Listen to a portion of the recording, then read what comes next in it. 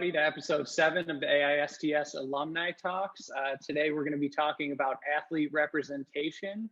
I'd just like to run down the format for everybody really quickly. We're going to have a quick 45-minute panel discussion with our expert panel that Claudio will introduce shortly, followed by a 15-minute Q&A period after that. I would ask that anyone in attendance right now who is not on the panel, please make sure that your camera is off and that your microphone is on mute. If you do have a question, please hit the raise hand icon on your screen. When the time comes, we're gonna ask you to turn your mic and turn your camera on and address the expert panel to ask your question. But that's the rundown. I'd like to remind everybody who may be turning their camera on at some point, this is being recorded and we do share it on our social media channels and YouTube. So I would ask that you please keep the language appropriate, you know, be dressed or at least covered as best as you can on the camera. And yeah, Claudio, do you want to introduce our panel? Yeah, thank you, and hello everybody. So we have here 3 different agents or working for agencies in different sports and different also countries and continents. So it's nice to have a nice variety. Let's start with the oldest. Ken Van Dyke is from 2006. And his own agency is a KVD, like his own name, Ken Van Dyke, and he's working in football or soccer for all American guests. I let Ken and the others then explain a little bit more in detail what they do. Then the second one is Aydin Diat, is AISTS 2009. He's an agent for basketball players. And also Aydin will explain a little bit more in detail what he does. And let's go to Garrett Hess, the non-alumni and our guest from America, United States of America. And he's the Director of Business Development for Pro Sports Management, a sports agency which works mainly in NASCAR, golf, also soccer and basketball. So thanks everybody to join us tonight. And the first question would be, let's start with the oldest again. How is the COVID-19 pandemic changing the relationship with your athlete and to the market? How is the COVID changing the market of players and recruiting and relationship with your players? I will let Ken ask kindly to start. Yes, thank you, Claudio. I think it definitely has changed a little bit. There is less in-person contact as we are trying to limit our travel. That doesn't mean that we are not as frequent in contact as before. Maybe it's a bit more phone calls, a bit more Zoom calls, a bit more WhatsApp than before. And I think it's important to have this in-person contact, but at this moment, we all try to limit that for the greater good. So I think that's one thing. With the network, with clubs, with other agents, there has been a drastic increase in Zoom calls, in Teams calls, which is a good thing and a bad thing at the same time. It's good to have in-person contact, but at the same time, I believe that the Zoom call, it has increased some contacts with some people because it's much easier for people to say, instead of a phone call of 10 minutes, or let's have a Zoom call, you get a better feeling of the person on the video. We have had most of the players we signed, we transferred since COVID.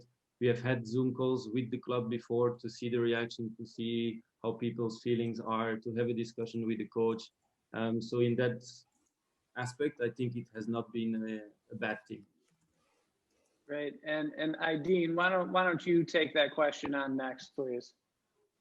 Well, same thing in basketball. It's very always important to have the opportunity to meet your client or meet the general manager of a club, shake hands, sit down, talk to them. And now you can't do this. Like I'll give you an example. I signed a player in the German basketball league, and I just want to travel to North Germany, but at this point it's not possible. It's very hard for them and for me to see each other because of this of the COVID situation. And also there are some clients that we had that you always had to sit down and talk to them, and Some of them, they still think that they can have the same amount of salaries that they had in normal situations, while the market is totally changed. And you need to explain these to the athletes and to their entourage.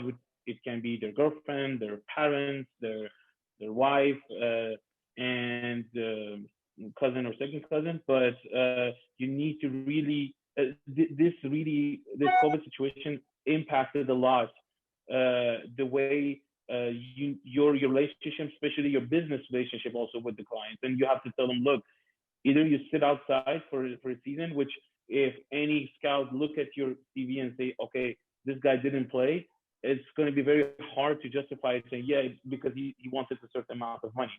And that, I can tell that I lost clients this season because of just the guy wanted to a certain amount of salary that he was making in a normal situation. He left the agency and he's still without a job, and we're in February. So that was the hard part. And the other side was, of course, the market, that the salaries are totally different. And in contracts, they usually put, like, if the competition were with fans or without fans, because in Germany, beginning of the season, they had fans and then they stopped, but they had to put this in the contract as in China. So both sides relationship with the clients, it was really, really hard and different than normal situation. Sure. And Garrett, I'd like to ask you the same question, but since you're coming at this from a different angle, you're not a player's agent, you're the director of business development for this great agency in the US. If before you could answer, if you could just give a quick rundown of kind of what your responsibilities are, because you'll be, answering these questions from a totally different perspective. Yeah, absolutely. No, I appreciate that. So our agency, as mentioned at the top, represents athletes in NASCAR, golf, soccer, and basketball. So my role within the company is to actually engage with brands to try to find brands that will sponsor our guys. And that can be everything from, doing a paid social media post to actually putting a brand on a race car or on a golfer's hat or shirt. So, with COVID-19, it kind of sent the world into a tailspin in many ways. But, with the sports world stopping in the US for those, 6 weeks, mid-March to even longer into mid-May, our role at that point was to not solicit brands, my role, because a lot of those brands are trying to just pay their payroll and get by through everything. So it kind of hit a dead period. But on the flip side of that, with our athletes, the communication actually jumped, because in my side of it is when you had current brands that were sponsoring, we wanted to make sure that you were bringing as much value to it as possible. So whether that be going above and beyond by posting on social, even if it's, only one post a month, we say, hey, go do 2 or 3, because we want them to see your value and continue to support you.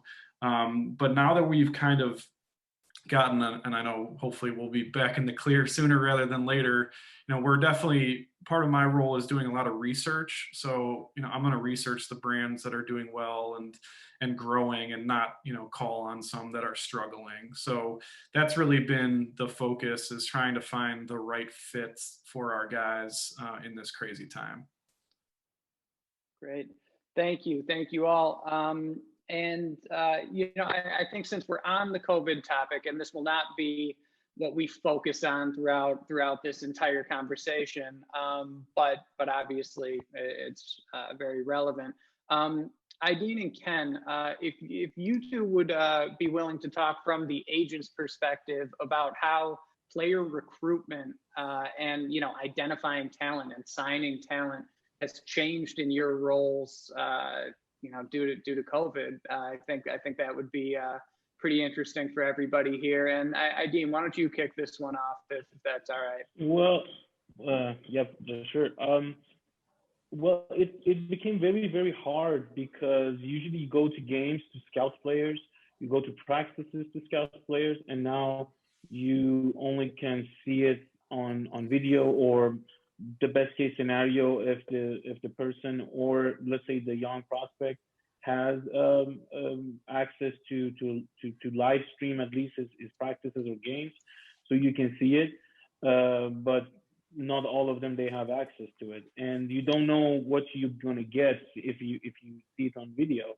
So I give you like a first-hand experience that I had. So I had the son of the Lebanese national captain, a legendary player called Fadi Khatib, who is one of the best players in FIBA world.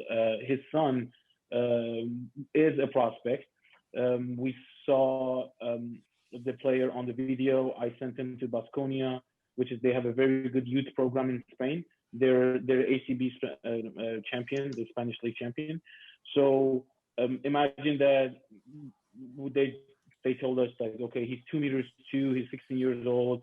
The measurements, the videos, everything seemed fine. And with all of this like travel restrictions, at the end, we managed all of us to fly to Baskonia. But again, we couldn't even have the opportunity because somebody got COVID, and then the player couldn't practice with the team. It was very, very hard and frustrated. The parents and the kid, they were frustrated. And at the end, they measured the kid. He was 197 centimeters. So it was not what they were looking for. Then it didn't really go as well. And it was a bad experience for all of us. And then coming back from Spain, I had to do a 10-day quarantine again, which was hard, to stay home and work from home. So it's extremely hard, especially with the young prospects. Pros are different because you have access and you see their statistics, what they did in college and pros. But with the young, it's very, very hard. Great. And Ken, have you been having the same issues? No, I think first of all, we don't work with too many very, very young players, let's say 15, 16-year-olds. A lot of our scouting is based on, there is a lot of platforms in football, whether it's Y-Scout, Instat Scout. There is many other platforms where you can watch players from any league, anywhere in the world. All of their games are on it. So for me personally, in terms of scouting players, most of our scouting is based on video and recommendations of our own players. So I don't think it had really a big impact on it. And what I think it had is on certain teams who are a bit old-fashioned and who will not sign any player if they have not seen them live.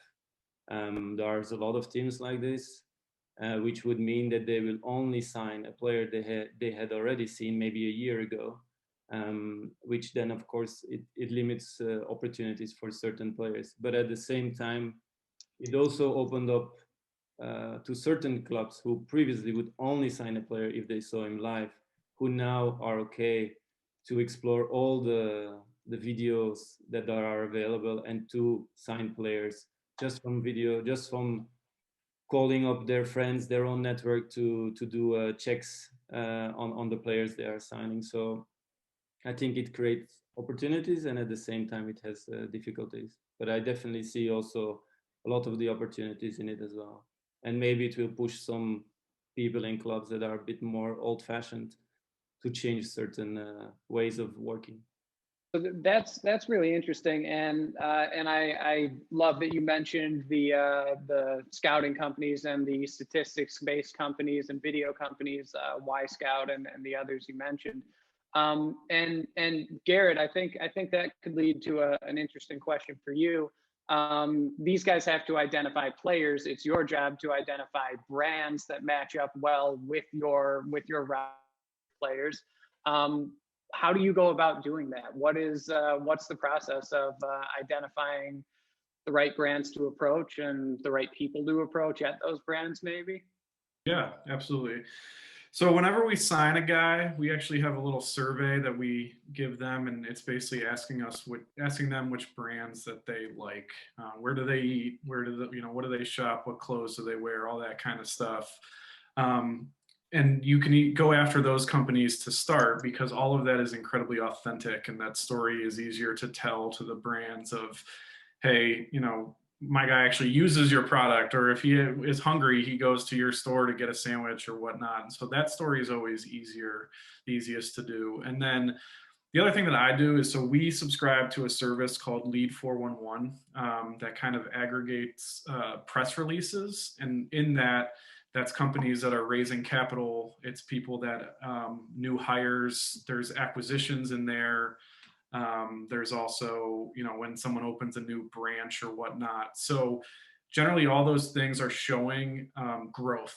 So I do a lot of, like I mentioned earlier, I spend a lot of my time researching companies, reading about them, then going on LinkedIn and trying to find the right people. And, you know, sometimes that's the vice president of marketing, or in some other cases, I'll find someone who might not be as high up, but somewhere on their profile, they worked in a sponsorship role, or they have a passion for sports, and that's somewhere on their LinkedIn. And then I just reach out to them and try to explain in an email or in a phone call, here is why I see the fit for our athlete and partnering with your brand. And, you know, when I first started the industry, when I was younger, I used to just blanket send hundreds of emails a week. None of them had a story to tell. It was just, this is our agency, this is who we represent. Why doesn't your brand sponsor one of our guys? And as I said, as I've gotten older and more sophisticated at this, I try to be a lot more to the point of, I saw you're doing this ad campaign, or I saw you guys are growing in this region, and this is why I think there can be a fit with, you know, so-and-so athlete. If I can ask a question now, is related to more the image rights. It's probably for Garrett something that they already do. But from my experience as a sponsorship agency where I cooperate with, I find out often that they don't have the same agents that runs the sports performances don't have the rights of the image. So for a brand, you have to go and ask somebody else than the sports agency. So the same guy who signs a contract for a team is not the same guys who can sign a contract for a brand. Why is that happening? Is that something that is? I mean, I talk from an Italian perspective with big football players. I'm not sure whether this is something that you guys experience. I'm talking about, of course, Ken and Aydin, because of course Garrett has a totally different perspective, or it's probably too small of a market that is not worth to work with. Ken, maybe you want to start. Yes, Claudio, I think everything depends, as you said, on profiles. You know, not everybody is Ronaldo or Messi or Neymar. And I think for most of the players, it is something that's important, their social media and on all of those things and image rights. But for most of them, this is not their bread and butter. You know, their bread and butter is playing football, and in those cases, it's mostly the player himself who is managing it. Sometimes you manage it together just to avoid something appearing on it. If we are talking about bigger names, of course, it can be separate, and there can be a separate company just taking care of those things. Aydin, what's your experience with basketball? Well, with basketball, I had the opportunity to sign sponsors, and actually I had the image rights of two of my clients. The brands were Sony and K1X, which was it's a German brand, and they reached out to the captain of the national team of Iran, and they wanted to. They came up with their new smartphone, and they thought that launching this product using the face of but the campaign was not only in basketball. They reached out to the volleyball players too. So they thought that reaching out to volleyball and basketball, like non-football soccer player, which is the main sport in Iran, is a good target to have. And then I was doing most of the negotiation regarding what they want exactly, how many posts per week, or what hashtag to use, and then how the athlete is going to be compensated. Either it's in value in kind, or they're going to pay him something too. Unfortunately, I couldn't land in any contract in China, which is very, very, as far as I know, is very beneficial to athletes, because their social media and their numbers it's just not even comparable to what you have in Europe or Middle East or even in America, because the reach is so much. You have your Weibo account, and you need somebody, not the athletes, to actually run that Weibo account, and that will bring you a lot of money, because with that number of people following sports and especially basketball. If you can make like 50 cents off each like or post, you're going to be a millionaire in a night. And Garrett, I think you guys manage both rights. I mean, the sports rights and the image right. Is that correct? Yeah, most of the time. I mean, sometimes we'll have a guy that comes to us and says, look, you guys, you know, if they're based in LA, for example, we had a guy who was on LAFC for a while who wanted an LA-based marketing agency just because he felt that most of his deals were going to be localized and he wanted someone that was on the ground there. And quite frankly, we're fine with it. You know, we want the best for our clients. And if that means that another agency is going to be able to get him deals, we're not going to fight it. In fact, we'll probably ask him to just set up a call so we can have an ongoing relationship with them and not step on each other's toes, because that's what I've found is the hardest. If we're out there trying to sell and then there's a third party also trying to sell, is you end up reaching out to the same companies and saying that you both represent this person, and quite frankly the brand is going to say it's not, unless it's a really top guy, is going to say it's not worth these two fighting over who represents them. Then we'll just go in another direction because we can go find another athlete. Thank you. And this is changing course a little bit, but one thing that's, this is the AISTS Alumni Talks. This was set up by our alumni council as a way to connect our master's program with the world and with one another. But Garrett, you got your MBA from Wake Forest, very prestigious program in the U.S., and obviously Aydin and Ken, both of you AISTS alums. I'd love to know what those master's degrees, what that advanced education, if anything, did for your career. And Ken, if you wouldn't mind speaking to that first. Yes, so I actually studied finance in Belgium. And I used to play tennis, and all of my friends, they were going into finance. And although I really like finance, I didn't feel it was the right fit. And I wanted to do something with sports, which is why I did the AISTS in 2006, which is 15 years ago. So quite a long time. I think the most important to take away from the program is that it opens doors, that you create your own network, and then it's up to you to make your own career. And but without the doors being opened, I don't think it's possible. So I worked first for 7 years in sports federations. I decided I wanted to be my own boss, and it's something I always wanted to do, and in a sport that I didn't play before. And we started with the clean slate and built the company up. But I think it's it originates from taking part in the STS in 2006. So that's great, and we'll definitely want to come back to you about building that company up. But first, Aydin, how about your input on that? I know you were actually a basketball agent before the program, even. So yeah, my journey was a bit different because I was already like a 9-year agent in the industry.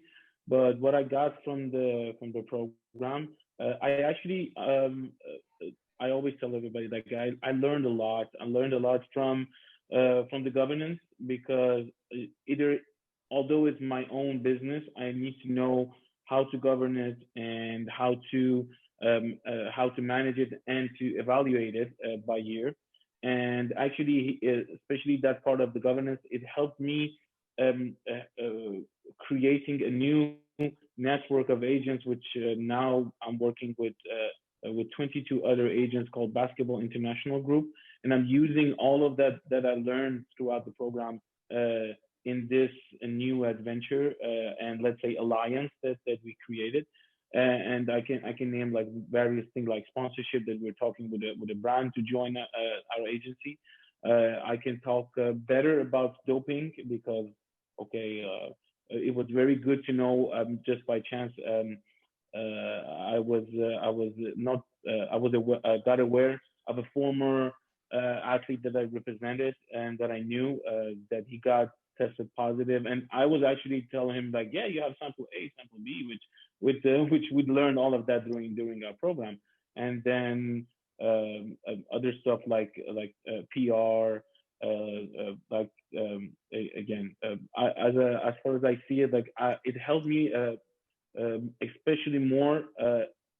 I'm actually working on another new adventure, which that sponsorship, that entrepreneurship module, and the canvas and everything. It brought me back to the program and what we learned. So it was very beneficial. Now I see that if I start something again, I will start it totally differently than I started 12 years ago.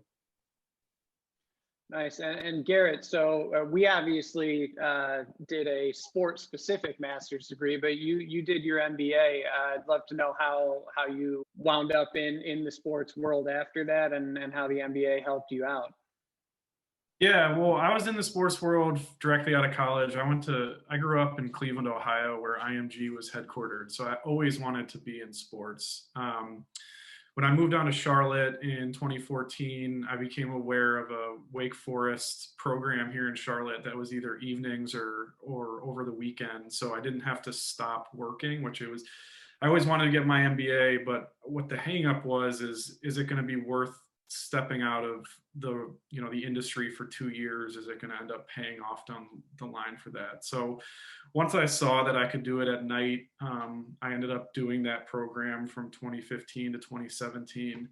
And basically I did it for a couple reasons, but just kind of thinking big picture in terms of strategic thinking. And there was a lot of marketing classes and stuff that I think that really paid off. And then quite frankly, Pete, you and I went to undergrad together. We went to a very small school. So Wake Forest has a bigger alumni base, which I also saw as an opportunity of, in my role of sales and trying to find our guys' brand partnerships. I felt that the Wake Forest Alumni Association would be helpful in that, and just getting in the foot in the door with those people.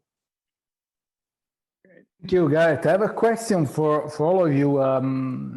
Mostly, of course, the two agents, starting from them. I understand that really finding the big star or the potential big star is the turning point of an agency, of a career for you guys, if that's correct.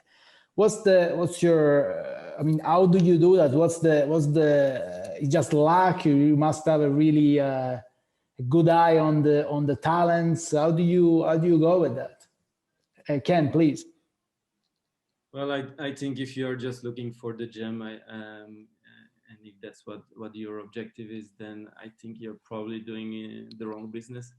So obviously, it's the dream of everybody to find the new Messi, the new Ronaldo. Of course, it is, and it goes by detecting players at the younger age. The younger they are, the more chance you have to be their agent at that time, and then hopefully with the course with them, which is not a guarantee, and to do all that path with them. But I think there is a lot more to it than dreaming of this one person who will change your career. And I think if that's what you are doing, then maybe there is something wrong with your whole business model and all the other players that you're representing. Also, there is a lot of players that are not amazing when they are 16. There is also late bloomers that are early 20s. We have a few guys that maybe at 16 they were average, and now 21, 22 they're very, very good, and they could still be really amazing. So I think it depends a little bit. We have had the late bloomer that we transferred at 26 years old for 10 million to Spartak Moscow, and at 21 years old he was playing in the 6th division in France. So there is a lot of different stories out there, and of course, if we can find the gem, it's the dream of everybody. But there is a lot more to it than that. Aydin, what's your take on that? The first thing that Ken said is right. Like, you cannot just rely on finding that gem and finding the next Luka Doncic and just go to the NBA and get drafted on like top 5. It's really I don't say that it hardly happens, but there are a lot of things that it goes on with it, because it doesn't matter if you find the talent, as Ken I think a little bit wanted to talk about it, is like to keep that player. It's not just only the player, because you have a 12, 13-year-old that you think that is going to be very good. Then you have the family, the entourage, and then you help the family and you help the kid to get all the exposures that they need. Like you take them to the draft camps, you take them to the exposure camps. You make sure that he gets everything he wanted. Like sometimes, like agencies need to even spend like charter flights, business ticket flights for the player and the family to make sure that, look, you'll be taking care of like a star level at the star level. And then right before the NBA draft or the contract, another agent comes in and just like this takes that person away. It already happened. I even told some of my friends here in Switzerland that it happened that at NBA draft night, some agents just walked in and just put a cash of a big bag of money and said, just sign with me. Obviously, after that incident that the players switched agent on draft night, they changed the rules, so you're not allowed to do it. I think it's 2 weeks before the NBA draft, you are not allowed to change agents because it happened so much. So, and it happened to a lot of my colleagues that they took care of the player. They found that gem, let's say, and then at just one little thing can happen and then you will lose it. So I can say that literally those type of players, like I will give you a fresh example. Kylian Hayes, which is was a top prospect in Europe, the French point guard. A good friend of mine, Jan, was his agent, and I can tell you that 24/7 he was with Kylian. So he didn't release that guy until he got drafted in Detroit. Unfortunately, he got injured right now. But like Jan, because he knew that this is gonna happen, 24/7. Like he was basically living it with Kylian's family because that's how much you need to take care of that one client. But if you get that one client, you're set for life. So that's how it goes. Yeah, well, I just want to say one very quick thing that Aydin, if that's how it is in basketball, that they change the rules, that's a good thing, because in football, anything can happen at any second, and it would be nice that there are some better rules in place. Yeah.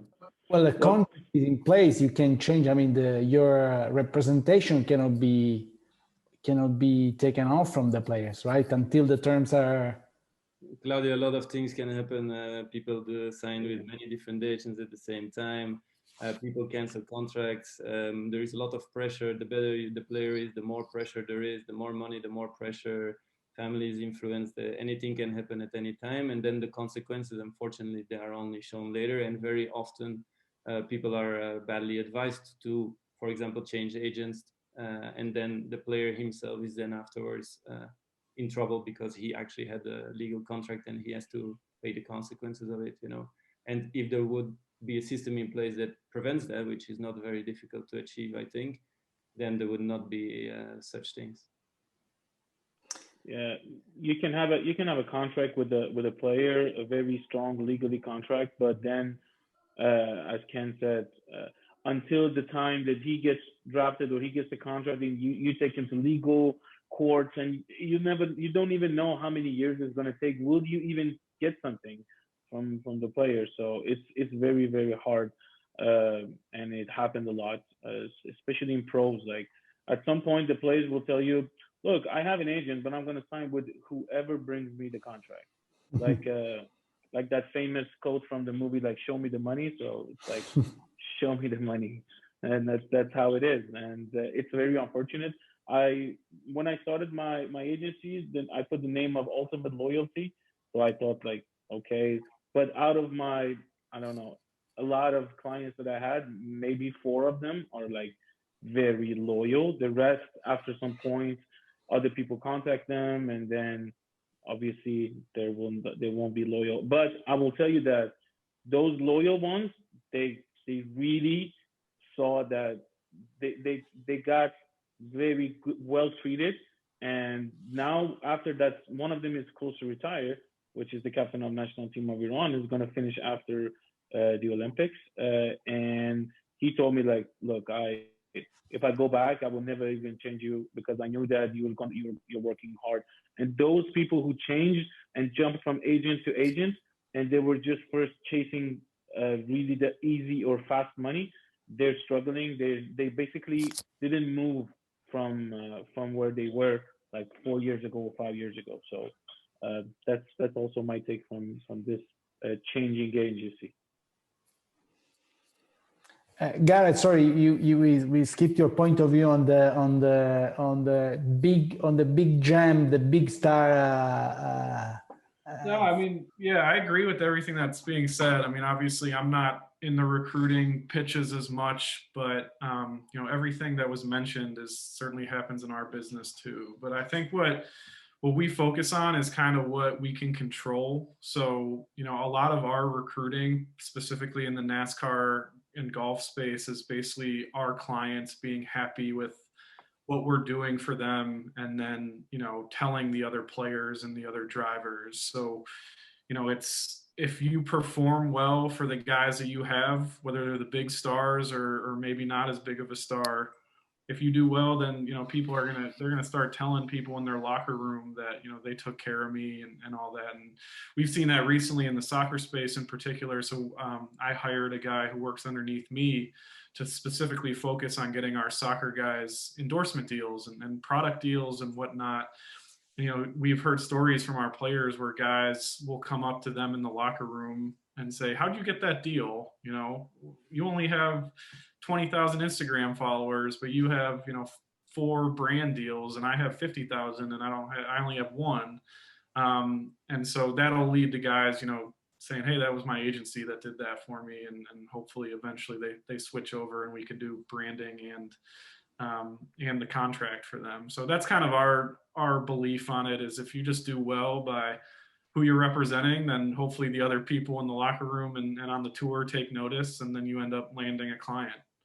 And to follow up on that, so you know, especially given the time we live in, and Garrett specifically in the U.S. and with the current political climate and social climate, how important is it for your athletes now to partner with brands that they share goals of, they share the beliefs of, you know, to have more cause-based partnerships as opposed to just who's willing to give me the most money to have their logo or on my shirt or whatever it may be.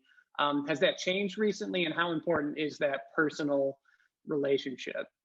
Yeah, I mean, we as an agency, we push all of our guys to be involved in philanthropy, and that can be everything from setting up their own foundation to just partnering with the foundation, because generally when you set up your own foundation, it's a lot of work, and it's, you know, you have to have someone on staff and all that kind of stuff. But yeah, certainly, I mean, we try in almost every proposal I put together for a brand and one of our athletes, I generally include some sort of charitable initiative with it.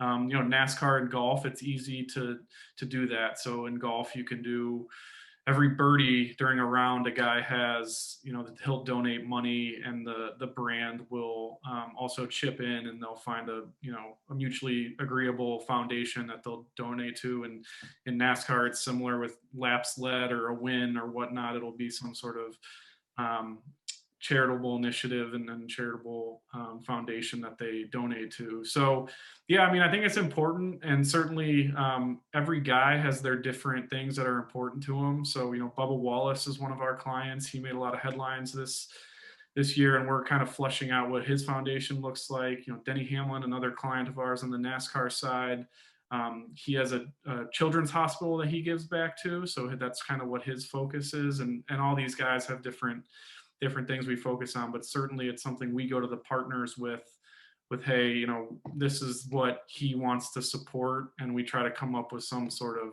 charitable initiative. Great. And then Aydin and Ken, you know, on the same line of thinking, once you have these players that you represent and you are, you know, trying to get them with a club, how important is it for you to find the right club for those players? And again, not just the club that's going to pay them the most money up front or whatever it may be. And maybe that is the most important thing, but how do you go about finding the right fit for your players? And Ken, why don't you go first, please? I think it depends player to player. I think the most important for you is to understand what they want. It can be a player who wants to play in specific countries. It can be a player who is really focused on his sporting career, and you talk about a career path that he could have. Then you have players who will ask you where are the most zeros in the contract, and they don't care where they are playing. And it's not up to us to say who's right, who's wrong. It all depends on where you are in your career, what is important, and it's a lot of different things that go into that question. So Yeah. And Aydin? First of all, it really depends first of all on the market that you want to sign the player, because China has a different market than Middle East than Europe. So China always wants a player who played in the NBA or played in EuroLeague. They want big names.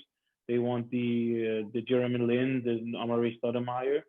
That's what they want, and they only care about scoring. So you see Jimmy Fredette, like he was playing in Panathinaikos for last 2 seasons, and then he was averaging, I think, around 14 or 15 in EuroLeague, and then now he's in China and he scored 2 days ago. He scored again 70 points in 1 game. So it's totally different. You can to offer a player in certain markets, like in Europe, they actually go for more good college players who are very good in an exact specific thing in basketball. And then on the other side, you have you should also, in my opinion, if anybody wants to become an agent, is to study the sport that you want very good, because the sport evolves. It doesn't matter if it's football, it's basketball, ice hockey. So the basketball, for example, that we are playing now is totally different than what was 25 years ago. Maybe 25 years ago, everybody were looking for a huge, big man who no one can move at the post. Now, Peter, you saw Porzingis. You saw that size and that height that can shoot from the 3-point line. This is a totally different game, and that will bring you to different type of coaches.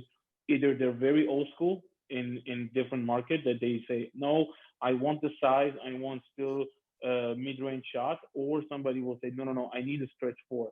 But if you don't study the game and the sport, you will not be able to consult the team and say, look, I think that your team needs a stretch 4. On the other side, talking to your athlete, you will say, look, you're a big man who cannot shoot. It's very hard to find you a job. So go to the gym and start to develop some shooting skills, because it's 2021. Nobody wants a non-mobile like heavyweight big man.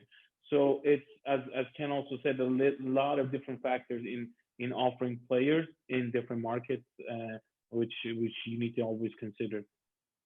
Yeah. Great. And I would like to jump in here. That is timing-wise the end of our panel discussion. It's now time for the Q&A from the audience. We do not currently have any hands raised, so I will say again, if you're in the audience and you do have a question for anyone on our panel, please hit that icon, or you can always send it to the chat.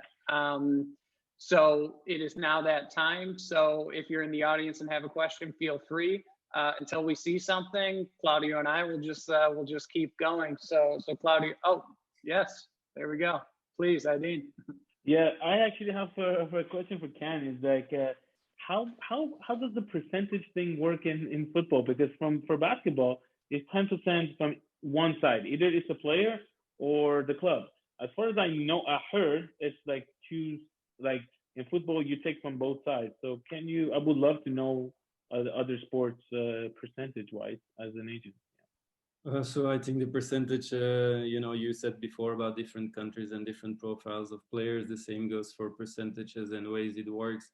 You have countries where you get paid, let's say 10% on the gross remuneration. You have other countries, they pay 7%. You have other countries, they pay 10%, but on the net remuneration, there is a lot of different things. Then, of course, you have people who represent players. You have people who represent clubs as well. There is a club side, there is a player side. Most of the deals are let's say it's not a one-man show. Many deals are more than one person, and then of course there can be, let's say I bring a player to Racing Gang, but maybe there is another agent who is representing the club who's selling that player to Racing Gang, and maybe I will get 10% of the gross remuneration of the player's contract, and maybe another agent who is representing the selling club will get 10% of the transfer fee.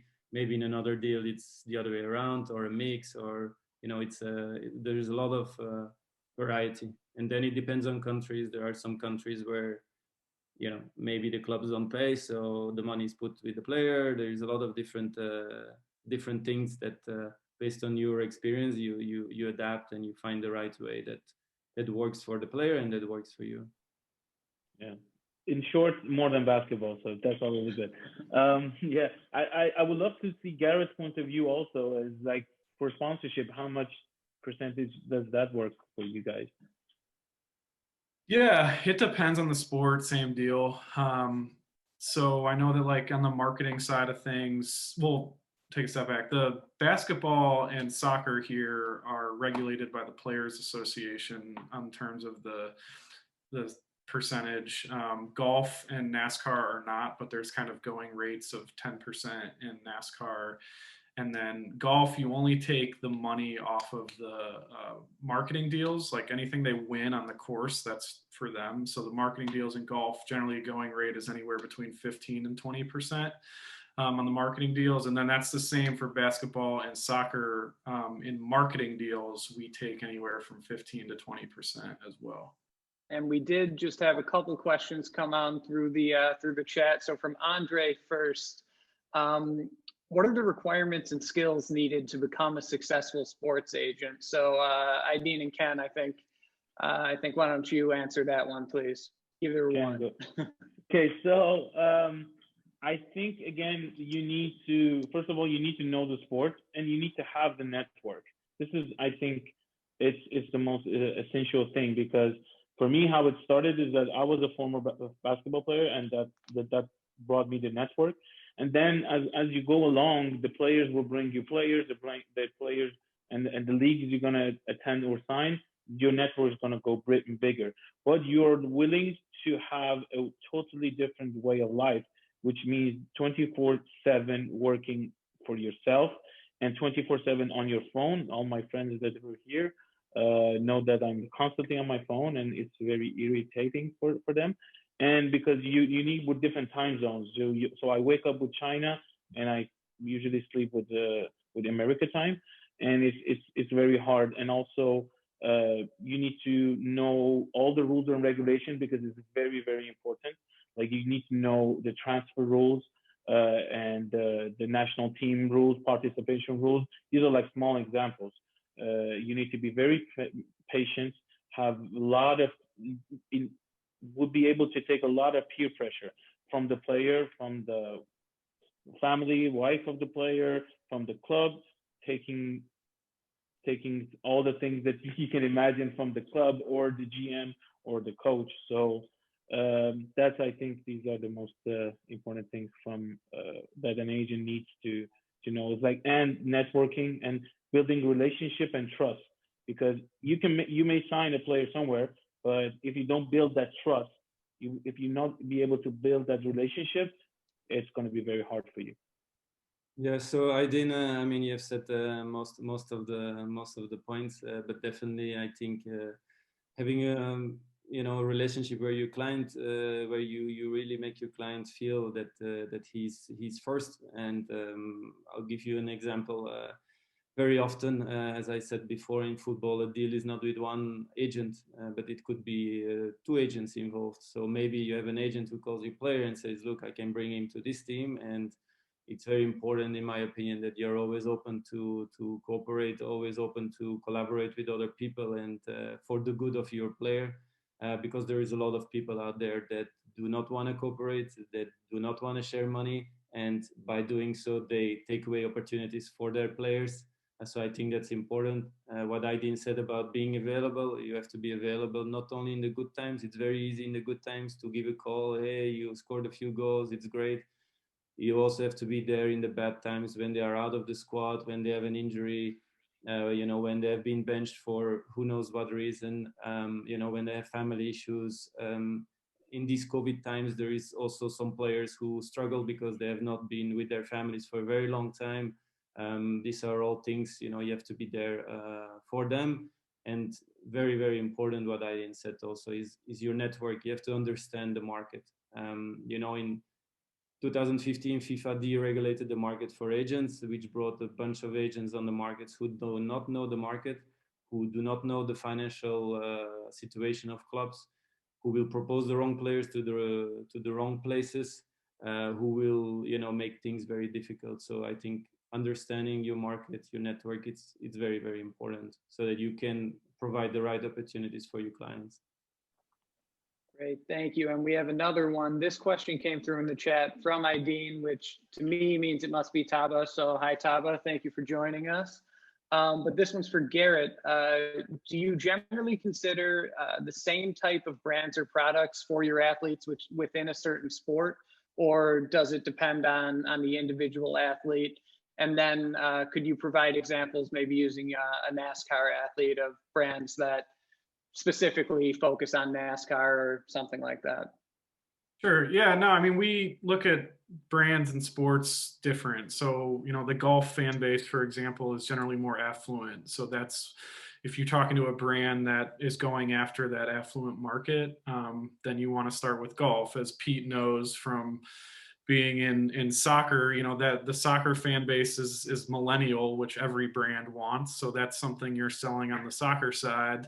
And then NASCAR has its certain fan base. So, it really just depends. I mean, I've gotten on calls before where I've thought that I went in pitching golf, and then after having a conversation and learning more about the business, it's like, you know what, actually NASCAR makes more sense in this space. And then in terms of the individual athletes, sure, yeah. I mean, I will go into brands. So even like on NASCAR specific, I'll go into a brand sometimes just being, hey, this is why I think NASCAR makes sense. Let me talk about my, wide range of guys.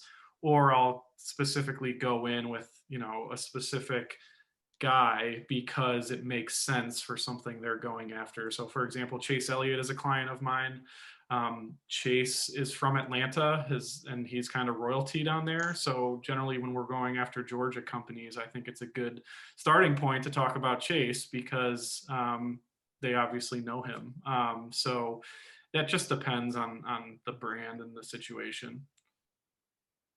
So we have 4 minutes left. No more questions on the panel.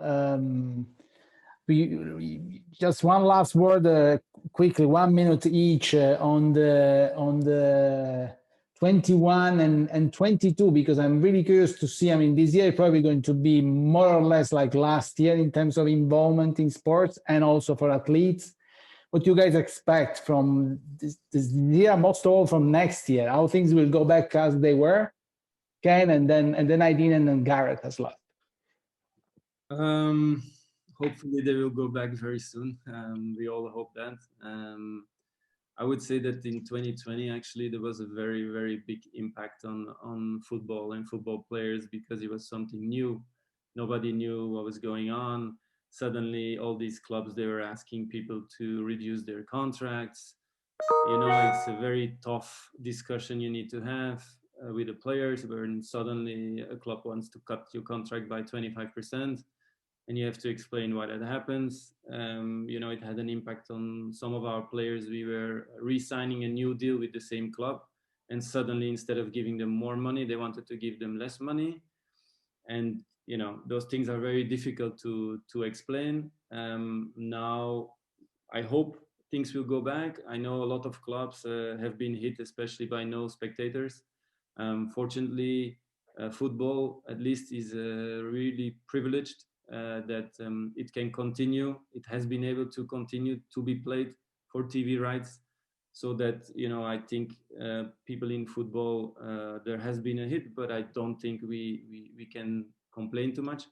I hope that from next season there will be again fans in the stadium. I'm looking forward, for example, to watch the Australian Open because there will be 50% of the stadium will be full, and I hope to see that in football, because not only us but especially the players, they need the fans to really feel and to push themselves to play better, and it's really something that is missing. So I hope that in next season that we will play with fans, and maybe towards the end of this season that we can have some fans if the vaccinations work well, and if people respect the rules. One very last question. Sorry. Go ahead, Peter. Well, sorry, Aydin. I'm going to jump in here just due to timing. Guillermo, that's an excellent question. Guys, I don't know if you see it in the chat, but anyways, I'll send an email with that question, and maybe you guys can follow up, and I'll put that answer maybe in our YouTube video or something like that. But this is time, and I know everybody's busy and has meetings to get to, places to be, so we do want to keep this on schedule. So thank you all very much for your participation. We really enjoyed it. To our guests, thank you for joining, and please keep a lookout for the video online, and please join us next month for episode 8. Thank you all very much. Thank you. Bye-bye. Thank you. Thank you. Take care. Be safe. Bye-bye. Bye-bye.